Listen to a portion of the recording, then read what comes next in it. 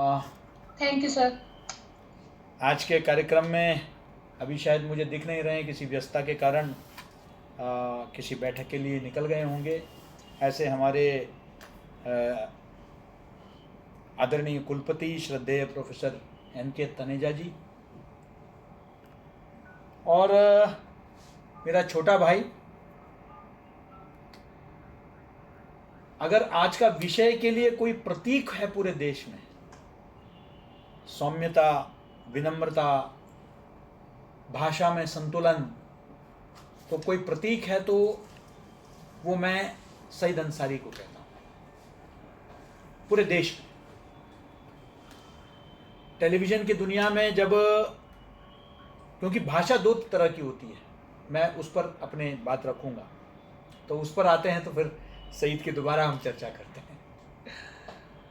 मेरे अनुज प्रोफेसर प्रशांत कुमार, यहाँ उपस्थित सभी विभागाध्यक्ष, संकाय सदस्य, देश भर के संस्थाओं से जुड़े हुए, मैं देख नहीं पा रहा हूँ ज़्यादा लोगों को, लेकिन मुझे अभी जो प्रशांत जी ने अपने परिचय में बताया कि साकेत जी भी हैं, धीरज जी भी हैं, संदीप जी भी हैं, और भी जितने हमारे बंधु मीडिया शिक्षण जगत से जुड़े हुए हैं और हमारे प्रिय छात्र, आप सभी को एशिया के प्रथम पत्रकारिता विश्वविद्यालय और झीलों की नगरी भोपाल से बहुत बहुत नमस्कार। भाषा का तो ये संकट है, और मैं बधाई भी देना चाहता हूँ आपके पत्रकारिता विभाग को, पत्रकारिता एवं जनसंचार विभाग को, कि बहुत ही एक महत्वपूर्ण विषय पर आपने ये चर्चा आपने रखी है। अभी कुछ दिन पहले हम सब ने जो है हिंदी दिवस मनाया, हिंदी दिवस। लेकिन ताज्जुब की बात है कि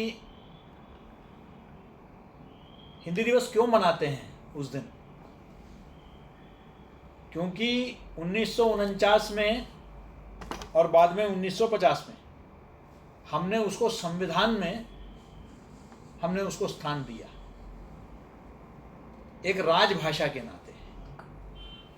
ताज्जुब की बात है कि वो हिंदी दिवस कैसे बन सकता है जो हिंदी सदियों से इस देश में है। उसकी क्या हम स्थापना दिवस मानते हैं क्या 1950 को या 1949 को? उसको तो हमको राजभाषा दिवस मनाना चाहिए, क्योंकि उस दिन वो राजभाषा बनी देश की। लेकिन हम हिंदी दिवस मनाते हैं। तो हिंदी के प्रति जो उदासीनता है, आज भी हम हिंदी पखवाड़ा, और बस वो पखवाड़े तक ही उस दिन कविताएं, कविता पाठ होता है, व्याख्यान रखे जाते हैं, बस वो 2 हफ्ते का समय। उसके बाद फिर हम वही काम जो करते आएंगे साल भर, वही हिंदी के प्रति जो उदासीनता है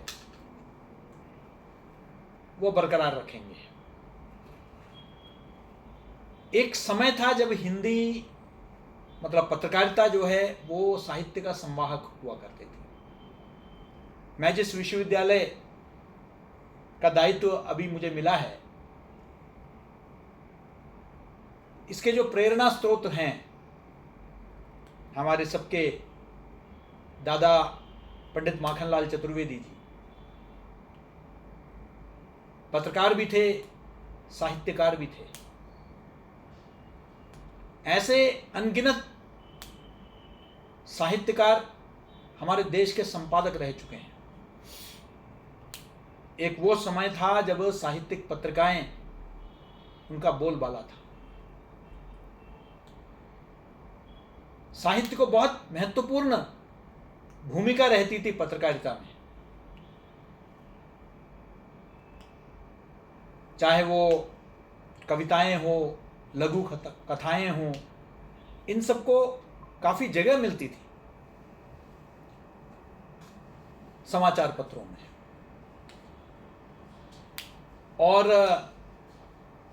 उसके बाद टेलीविज़न का दौर आया, और टेलीविज़न के दौर में जो पहला भारतीय चैनल जो अपने आप को कहती है, उस चैनल ने एक नई परंपरा शुरू की जिसका नाम था हिंग्लिश। हिंदी और अंग्रेजी का एक अजीबोगरीब मिश्रण। उद्देश्य ये था कि ज़्यादा से ज़्यादा लोगों तक हम पहुंचे, कम से कम उनका दावा ये था कि जनसाधारण को समझ में आए। अब जनसाधारण को अंग्रेजी कहाँ से समझ में आती है? अगर वो जनसाधारण अगर गांधी जी के दरिद्र नारायण हो या दीनदयाल जी के अंत्योदय हो, उनको तो अंग्रेजी समझ में नहीं आती, फिर ये कौन सा जनसाधारण तक पहुंचने के लिए इंग्लिश की बात कर रहे थे? यानी कि शहरों में जो बच्चे हैं जो अंग्रेज़ी पढ़ के हिंदी से उनका जो है ज़्यादा नाता नहीं है, उनको किस तरीके से अपनी ओर आकर्षित करें, इसलिए एक हिंग्लिश की इजाद की गई और उस हिंग्लिश के तहत जो है आपने शुरू किया, और धीरे धीरे वो बीमारी फैलती गई। मैं समझ सकता हूं, वो भी मैं समझ नहीं सकता हूं, लेकिन चलो समझने का प्रयास कर सकता हूं कि जहां शब्द उपलब्ध नहीं है तो वहां कठिन संस्कृत या कठिन उर्दू शब्दों की जगह हम कोई अंग्रेजी शब्द का प्रयोग करें, जबकि मेरा ये मानना है कि भारतीय भाषाएं इतनी संपन्न हैं कि अगर किसी शब्द का अभाव किसी भाषा में है तो भले हम शब्द निर्माण ना करें, हम उस शब्द को जो है हम दूसरी भाषा से ले सकते हैं। ये वैश्विक परंपरा रही है। अंग्रेजी में भी कई शब्द जो है वो लैटिन से, इटालियन से, फ्रेंच से, यहां तक कि भारतीय भाषाओं से तक ली गई है। यानी कि जो मैंगो शब्द है वो तमिल शब्द मांगई यानी कि आम, मांगई से निकालकर मैंगो बनाया गया अंग्रेजी में। इसी प्रकार राइस शब्द जो है ये तमिल शब्द है अरिसी। अरिसी को राइस शब्द मूल में अरिसी है, राइस शब्द निकाला गया। ऐसे बहुत सारी चीजें हैं। पोलो का जो खेल है उसमें जो चक्कर शब्द होता है, जो उन्होंने CHUCKER कर दिया, जबकि वो चक्कर है। इस तरह बहुत सारे शब्द हैं जो भारतीय भाषाओं से ली गई है, अंग्रेजी में भी लिया गया है। लेकिन हम लोग जहां उपलब्धता नहीं है तब तो फिर भी चलो किसी तरीके से न्यायोचित ठहराया जा सकता है, लेकिन शब्दों की कमी नहीं है, शब्दों की उपलब्धता है, उसके बावजूद बिल्कुल निर्लज्ज होकर हम विदेशी शब्दों का जब प्रयोग करते हैं सिर्फ इसलिए कि हमको लगता है कि उससे नई पीढ़ी आकर्षित होगी, तो हम भाषा के साथ जो अत्याचार कर रहे हैं वो मैं समझता हूं कि क्या आपने इस तरह के कुछ शब्दों को छोड़कर अंग्रेजी भाषा में, अंग्रेजी अखबारों में हिंदी शब्दों का प्रयोग देखा है क्या? ज़्यादा से ज़्यादा मैंने जो बचपन से देखता आ रहा हूँ वो जैसे लाठी चार्ज, तो लाठी चार्ज, उसमें बेटन चार्ज के जगह वो लाठी चार्ज कर देते हैं। ऐसे कुछ शब्द है, इनको छोड़कर बाकी जिस तरीके से हमारे समाचार पत्रों के सुर्खियों में, हमारे इंट्रो में हम लोग इस्तेमाल करते हैं, उपयोग करते हैं, वो वाकई एक गुर्बत, गरीबी, लाचारी की ओर इंगित करता है कि या तो हमें भाषा की समझ नहीं है या हम अपनी भाषा की ओर उदासीन एक रुख रखते हैं, यह बिल्कुल स्पष्ट हो जाता है। और डिजिटल युग के आने के बाद तो अब सभी भाषाओं के साथ यह अन्याय हो रहा है। ट्विटर में तो how are you HW single R single letter U, how are you, और अब वो वैसे ही लिखने भी लग गए हैं। ट्विटर के 280 अक्षरों के सीमा तक सीमित नहीं है, आम भाषा में भी हाउ आर यू ऐसे ही होने लग गया। विद WITH WID हो गया, विद वुड WUD हो गया। सब अक्षर बचाने हैं भाई, लेकिन अक्षर बचाने की उस होड़ में शब्दावली के साथ, शब्दों के साथ जो छेड़छाड़ हो रहा है, खिलवाड़ हो रहा है, वो दुखद है। वो अब सुर्खियों में, अब जो नीचे जो टिक्कर चलती है टेलीविजन चैनलों में, उसमें अब दिखाई देने लगा है। अक्सर मैं मूलतः हिंदी भाषी नहीं हूं, लेकिन मैं हिंदी भाषी क्षेत्र के छात्रों की भी हिंदी देखता हूं तो मुझे बहुत बहुत आश्चर्य होता है।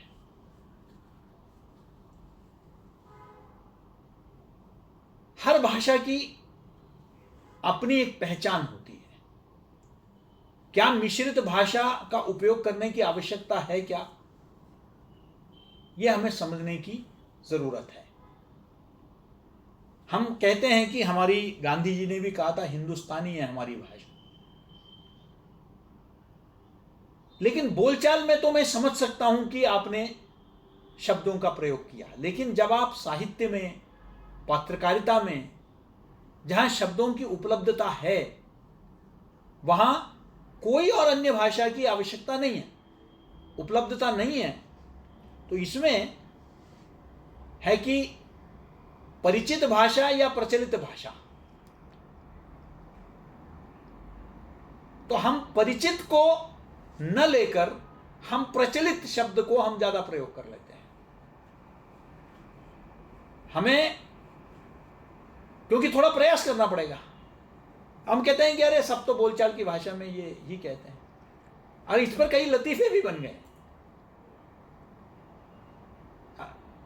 बहुत साल पहले मैंने सुना था कि वो चंडीगढ़ में कोई रेलवे स्टेशन उतरा और रिक्शा पकड़ के उसने बोला सचिवालय जाना है, तो 3 बार रिक्शा वाला उसने मना कर दिया। उसने कह दिया ऐसी कोई जगह इधर नहीं है। फिर उसको बताया गया कि भाई सेक्रेटरीट जाना है, तो रिक्शे वाले ने कहा तो ऐसे बोलो ना सेक्रेटरीट जाना है, क्या बोल रहे हो आप, सचिवालय क्या बोल रहे हो, समझ में नहीं आया। तो ये जो है, ये सोच में जो है परिवर्तन लाने की जरूरत है। सचिवालय कोई ज़्यादा कठिन नहीं है, सचिवालय, मंत्रालय, ये हम उपयोग कर सकते हैं, उसके लिए सेक्रेटरीट की जरूरत नहीं है। और कई जगह वो भाषा को हम अनुवाद नहीं कर सकते हैं। अब जैसे शब्द है धर्म, अब धर्म रिलीजियन बना दिया है।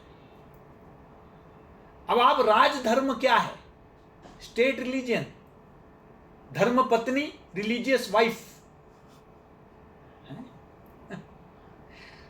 धर्मपुत्र रिलीजियस सन, ये धर्म क्या है, धर्म रिलीजियन हो गए।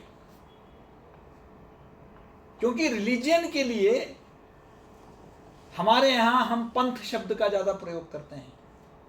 पंथ, संप्रदाय, मत हो सकता है, लेकिन धर्म रिलीजियन बन गया। गांधी जी ने खुद कहा है कि धर्महीन राजनीति का हम सोच नहीं सकते हैं, तो वो उस धर्म के रिलीजियन की बात नहीं कर रहे थे।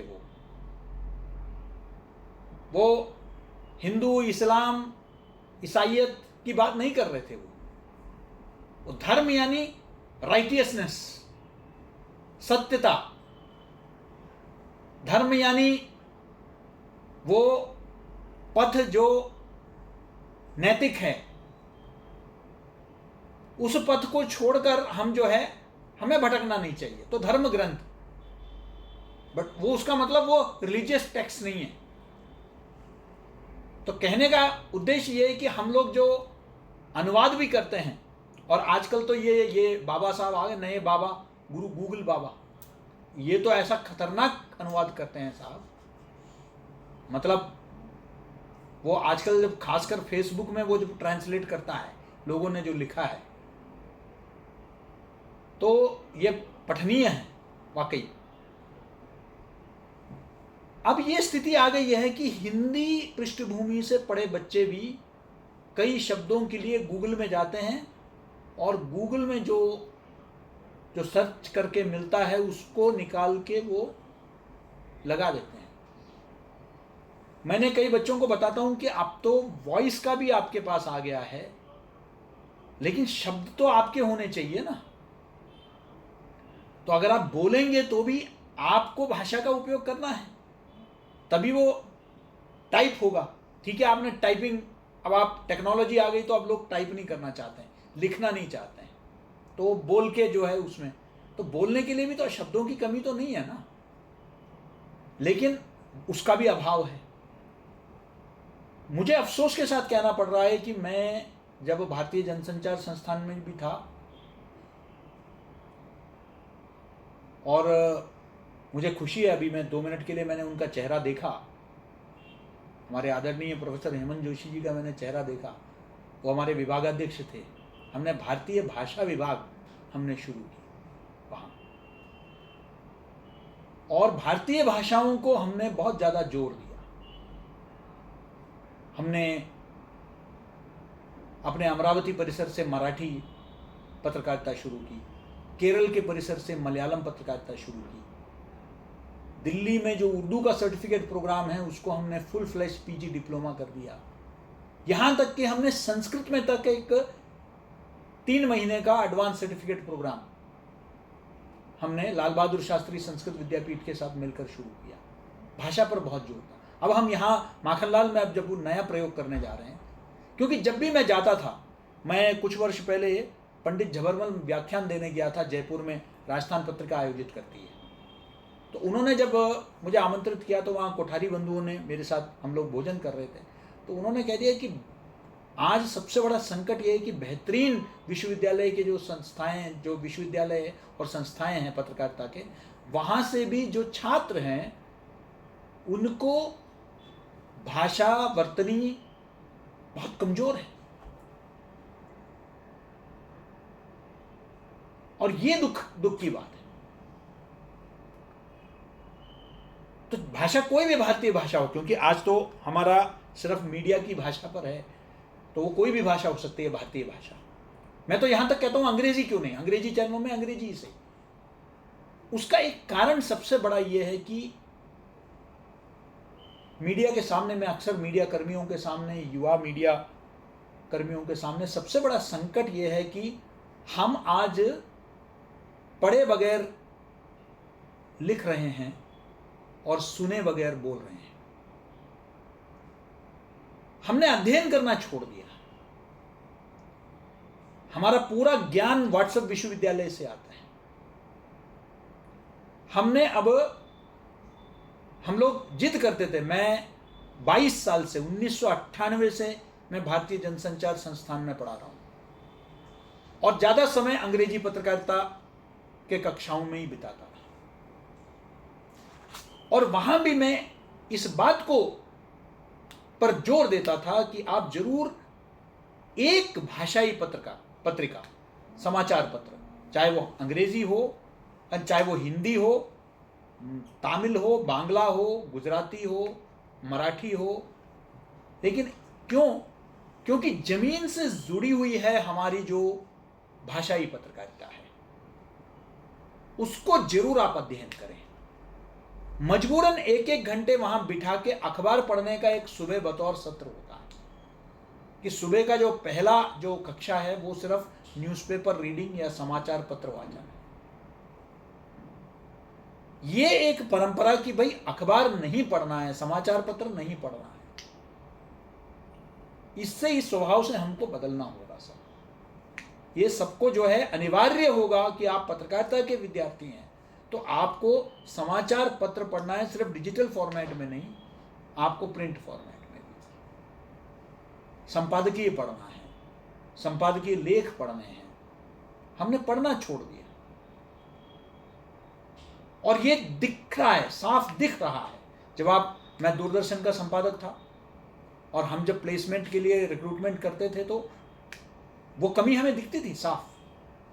बच्चे ढंग से हिंदी न बोल पाते थे न वो लिख पाते थे। और ये संकट आज, और यही पीढ़ी है जो समाचार पत्रों में और टेलीविजन में जाके आज जिन्होंने ये हालात जो आज है, उसका कारण, एक बहुत बड़ा कारण ये है, साहित्य से नाता छूट गया। सिर्फ अखबार पढ़ना ऐसा नहीं है, हमने साहित्य पढ़ना छोड़ दिया है। और साहित्य पढ़ने से एक तो समाज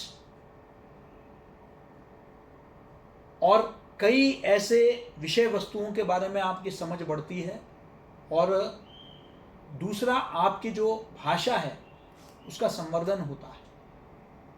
इसलिए साहित्य पढ़ना बहुत आवश्यक है, उस पर जोर हमने छोड़ दिया है। सिर्फ ज़्यादा से ज़्यादा जो हमारे जो सजेस्टेड रीडिंग्स में जो हम लोग पाठ्यक्रम में देते हैं कि आपको उसमें से एक आध किताब पढ़ लिया और वो न्यूज़ राइटिंग को लेकर होगा, रिपोर्टिंग को लेकर होगा, लेकिन हमने भी सजेस्टेड रीडिंग में हमने साहित्य के पुस्तकों को लिखना हमने बंद कर दिया है। भाई ये भी आप पढ़िए, हर छात्र को जरूर पढ़ना चाहिए, कुछ फिक्शन भी, वो भी हमें प्रयोग करने की आवश्यकता है। हमने अपने विश्वविद्यालय में हम एक नया प्रयोग कर रहे हैं, बिसनखेड़ी परिसर जो हमारा नया परिसर आ रहा है, वहाँ हम लोग एक भाषा लैब, भाषा प्रयोगशाला, ये हम शुरू कर रहे हैं। इसका उद्देश्य है कि भाषा वर्तनी में, उच्चारण में, कोई भाषा अगर हम बोल रहे हैं तो उसको ढंग से बोलें, उस उच्चारण को सुधारने की आवश्यकता है। अब हम लोग, मुझे आज भी याद है, हम लोग रात रात भर आकाशवाणी और बीबीसी सुना करते थे, और उस जमाने में टेप रिकॉर्ड होता था, तो वो टेप करते थे, हम टेप रखते थे, उसमें हम खुद समाचार वाचन करते थे और फिर अपनी आवाज को सुनते थे, फिर तुलना करते थे कि फिर एक एक शब्द जो, क्योंकि बहुत जबरदस्त प्रशिक्षण होता है आकाशवाणी में भी और बीबीसी में भी, बीबीसी में ज़्यादा, किस तरह शब्दों का उच्चारण होना चाहिए ये तक समझाया जाता है, पूरा उनका स्टाइल बुक बना हुआ है। तो उसके अनुसार उच्चारण, कोई अगर विदेशी, अभी जब मैं दूरदर्शन का संपादक था तो विदेशी अगर कोई मेहमान आ रहे हैं तो उनके नाम का उच्चारण कैसे होना चाहिए, हिंदी में जो हमारे एंकर बैठते हैं वो किस तरीके से, रूस से कोई आ रहा है, उनका नाम थोड़ा कठिन होता है, उनके नाम को कैसे उच्चारण करना चाहिए ये लिखित में हम देते थे कि इस तरीके से उसको उच्चारण करना चाहिए, क्योंकि सबके लिए सबका नाम सबसे प्यारा होता है। तो वो नाम अगर हमने ठीक से नहीं पुकारा उनको, या हमने नहीं कहा, तो लोगों को अच्छा नहीं लगता है, किसी को भी नहीं अच्छा लगेगा।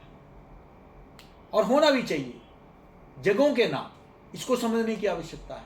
अक्सर दक्षिण भारत के कई जगहों को हम ठीक से नहीं उच्चारण कर पाते हैं, और दक्षिण के लोग जो है वो उत्तर भारत के कई जगहों को या नाम को, क्योंकि ट्रेनिंग नहीं लेते हैं। आज भी आप दक्षिण के कोई भी चैनल ले लें, केरल के विशेषकर, तो वो मोदी जी को मोदी के जगह मोदी बोलते हैं, मोदी ने कहा, वो डी कहाँ से आ गया, वो दा है। लेकिन ट्रेनिंग नहीं दिया जा रहा है कि वो मोदी नहीं है, वो मोदी है। ये प्रशिक्षण जो है, अब हम तमिलनाडु बोलते हैं, ल शब्द है नहीं वहां, तमिल बोलते हैं, तमिल र, वो उच्चारण आप प्रशिक्षण लोगे तभी तो होगा, नहीं तो नहीं आएगा, वो स्वाभाविक रूप से नहीं आएगा, क्योंकि हिंदी में है नहीं वो शब्द। तो आपको प्रयोग करना पड़ेगा कि र तमिलनाडु। तो ये जो भाषा हमारी जो भ्रष्ट हो रही है, उसके लिए बहुत जिम्मेदार है।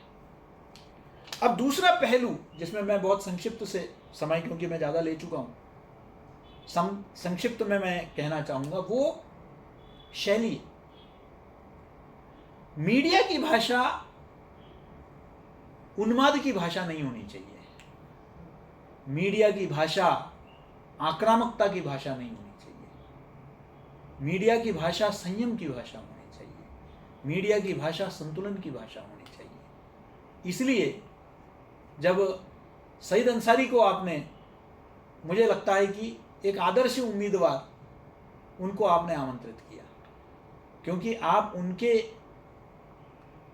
भाषा में कभी आपको वो तीखापन, वो विद्वेष, वो आक्रामकता उनकी भाषा में, उनके लहजे में, उनके शैली में नहीं दिखाई देती है।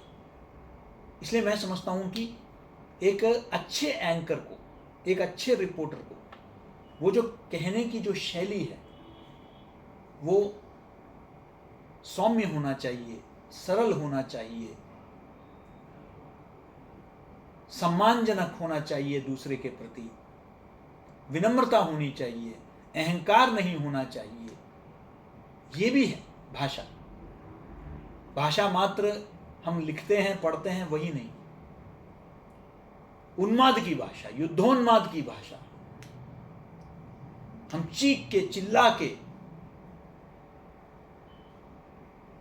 मतलब आपका रक्तचाप बढ़ाने के लिए, बीपी बढ़ाने के लिए कुछ देर टेलीविजन देख लीजिए शाम को प्राइम टाइम, और कुछ देखने की आवश्यकता नहीं। कोविड के समय में तो कई डॉक्टरों ने कहा कि आप टीवी से और सोशल मीडिया से दूरी रखिए। एक नकारात्मकता की भाषा, नकारात्मकता की भाषा का ये मतलब नहीं है कि जो नकारात्मक चीजें हैं वो नहीं दिखानी चाहिए, नहीं, वो भी दिखाइए। मीडिया का धर्म है, धर्म। अगर कुछ समाज में नकारात्मक है तो वो धर्म है दिखाना, सकारात्मक भी दिखाना चाहिए, वो भी धर्म है। लेकिन ये संतुलन बनाए रखना बहुत आवश्यक है। उसको सनसनी बनाने के लिए आवश्यकता नहीं है। बात सौम्यता से भी की जा सकती है, गाली गलौज के बगैर भी की जा सकती है। शाम को जो, रात को 9 बजे जो एक अदालत हम लोग गठित कर देते हैं, जहां हम सब कुछ तय कर लेते हैं, किसको फांसी देनी है, ये मीडिया की भाषा नहीं है। इससे मीडिया की विश्वसनीयता, क्योंकि आज का विषय में अंत में है प्रवृत्तियां, भाषा, नई प्रवृत्तियां एवं विश्वसनीयता। मीडिया का न सत्ता पक्ष है न विपक्ष है। लोकतंत्र में सबकी भूमिका है, मीडिया की भी भूमिका है। मीडिया का केवल एक पक्ष है, जनपक्ष। अगर जनहित में कोई काम सरकारें कर रही है, केंद्र हो या राज्य हो, तो उनको जन जन तक पहुंचाना, जनता में जागरूकता पैदा करना, उनमें जो कमियां हैं उसको सरकारों तक ले जाना, जनता के आकांक्षाएं, अपेक्षाएं और शिकायतें वो सरकार तक पहुंचाना, जनता और सरकार के बीच में सेतु का काम करना। सरकारों को बनाना गिराना ये लोकतंत्र में जनता जनार्दन करती है, मीडिया का काम नहीं है। मीडिया जिस दिन ये गलतफहमी पालेगी कि मैं सरकारों को गिराता हूं, मैं सरकारों को बनाता हूं, तो वो उसकी भूमिका ही नहीं है। मीडिया की भूमिका सूचित करना, शिक्षित करना और समाज को प्रेरित करना, ये मीडिया की भूमिका है। उस भूमिका में जब तक नहीं आएगी, मीडिया पर जब तक आरोप लगता रहेगा।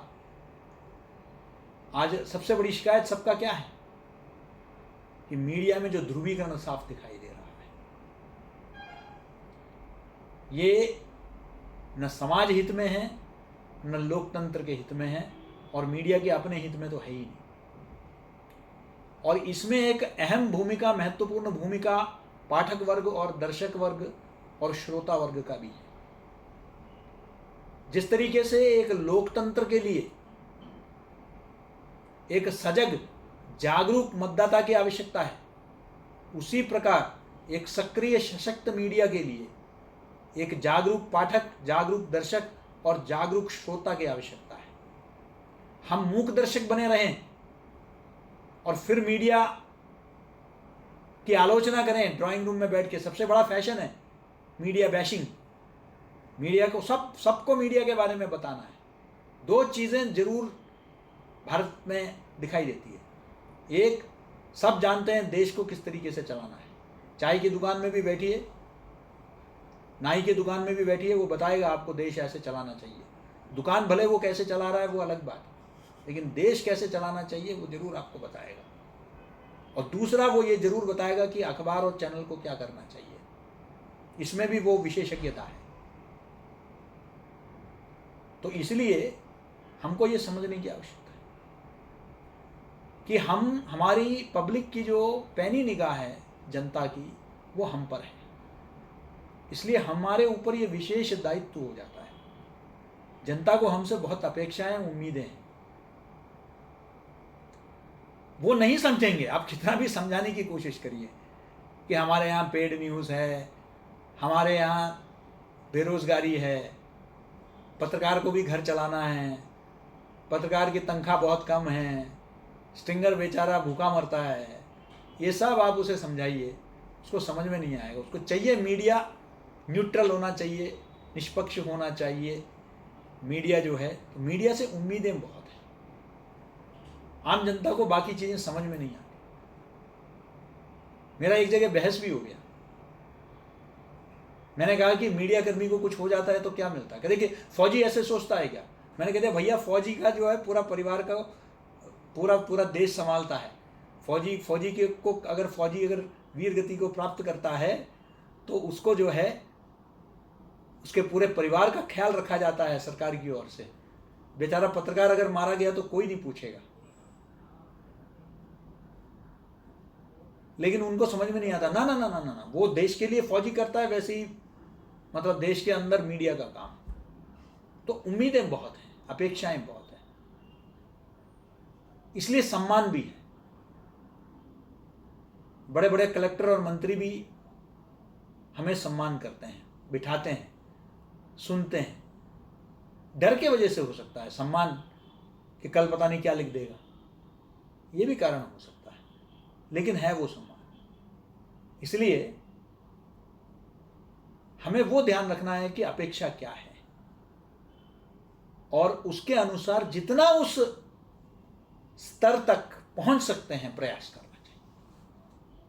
तो मुझे लगता है कि मैंने अपने समय सीमा का उल्लंघन किया है। मैं सईद की तरह टेलीविज़न का अनुशासित सिपाही नहीं हूँ। थोड़ा बिगड़ गया हूँ एकेडमिक्स में आके मैं बिगड़ गया हूँ। अब 5 मिनट के बुलेटिन की जगह 1.5 घंटे का लेक्चर चलता है।